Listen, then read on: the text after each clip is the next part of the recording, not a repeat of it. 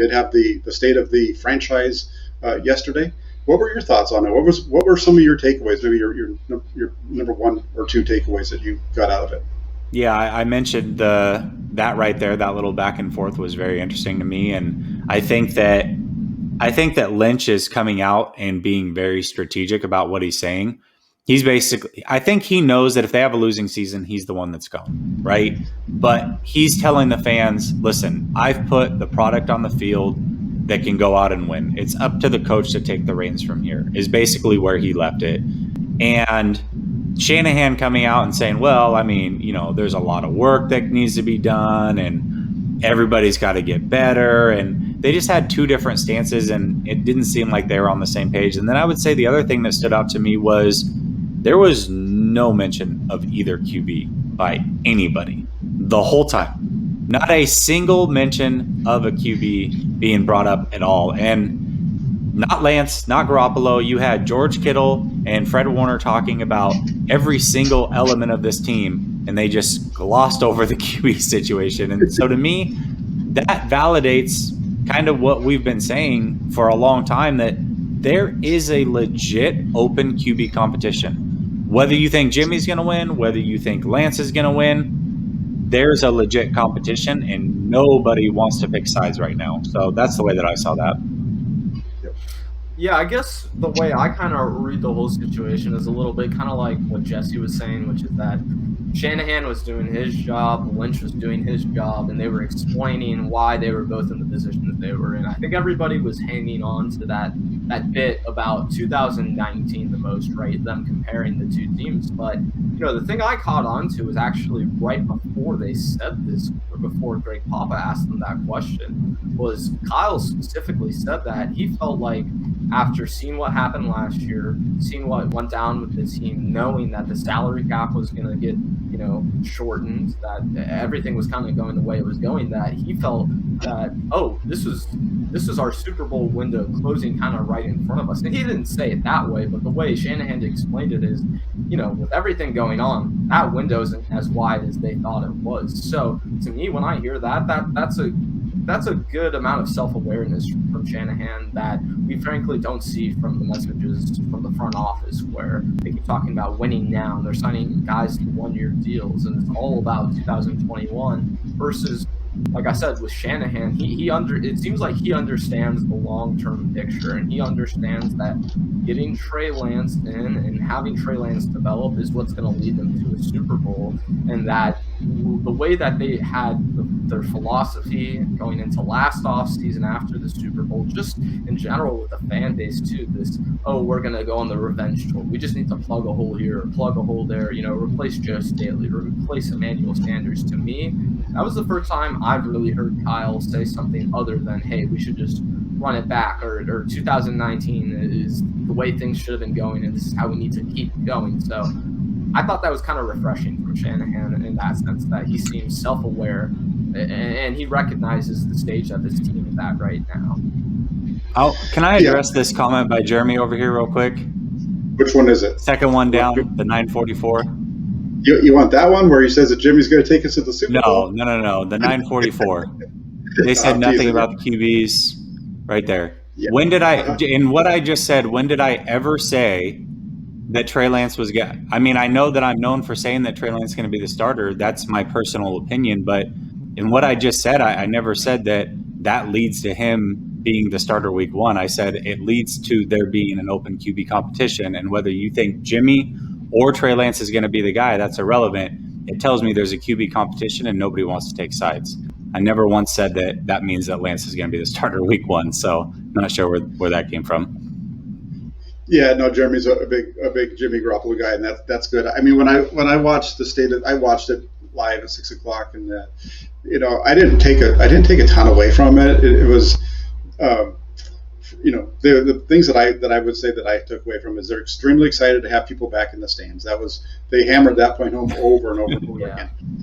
That was probably about half of the show, and then you had the Lynch and the Shanahan piece.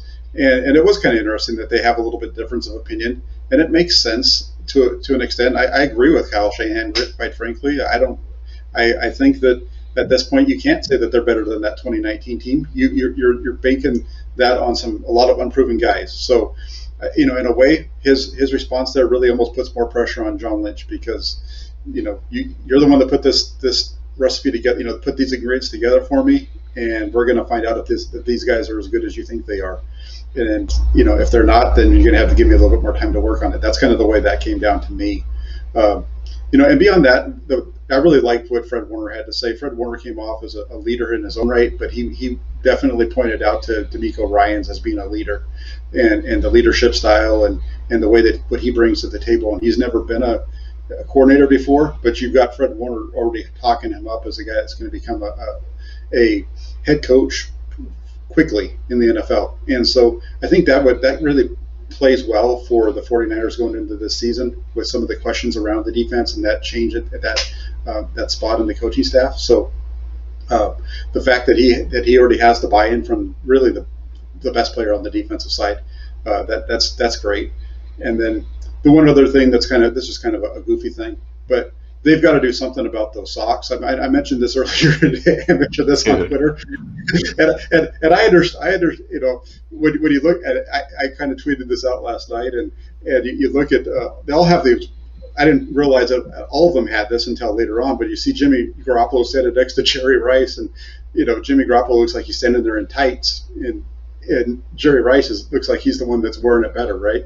So they've got to either get red socks underneath those things, or they got to at least get those little red stripes that they had back, which were actually part of that uniform in 1994.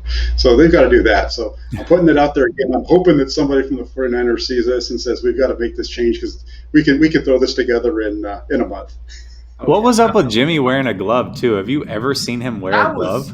That was weird, right? I that didn't make any sense to me.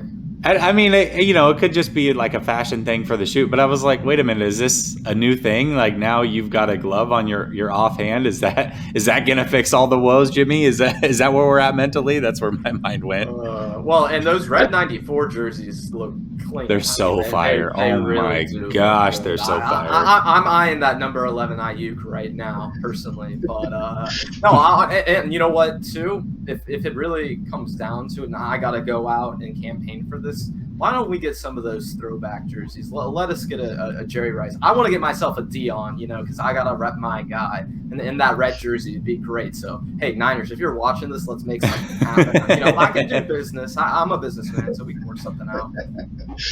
Yeah. And then the one thing that was kind of funny about that whole thing is how often Jimmy Garoppolo showed up in that video, right? And there's all kinds of different. You can make all kinds of different judgments based off of that. And I saw it. When I saw it, I was like, well, you could tell that the majority of this whole thing, production was shot at earlier on. So at what point did they actually shoot this? That could have been something they shot, right after the season finished, early on in the off season, and who knows? But they made The worst kept secret has been those throwback red jerseys, right?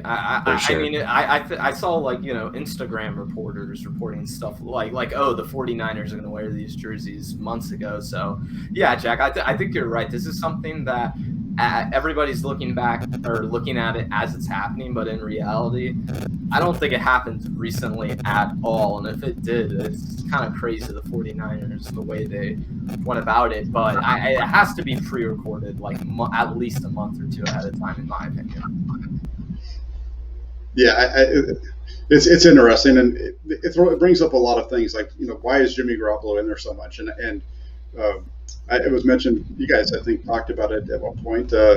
Jimmy's in there quite a bit, and I think what it leads me to think is the 49ers really are they just pumping up Jimmy?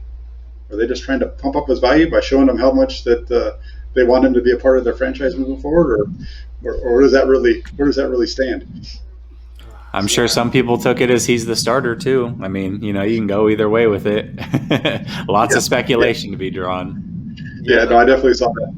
The 49ers have really enjoyed the game of I show you one thing, you make two different things out of it depending on what your opinion are this offseason. They've done a really great job of confusing people.